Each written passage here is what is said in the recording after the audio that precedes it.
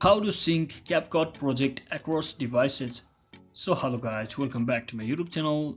In this video I'll be showing you how to sync CapCut project across devices. So if you are also using multiple devices with the same account on your CapCut, here's how you can easily sync your CapCut projects across different devices. So first thing, just open up your CapCut devices on your primary CapCut application on your primary device and click on this Me button at the bottom right corner and make sure you have successfully logged into your account. So let me just show you by clicking over here. As you can see, I've logged in with my Google account. So now just click on library button over here, and here under your local section you'll be seeing all of your draft videos or projects which you have created under your CapCut. And the CapCut provides a different cloud space that is called spaces.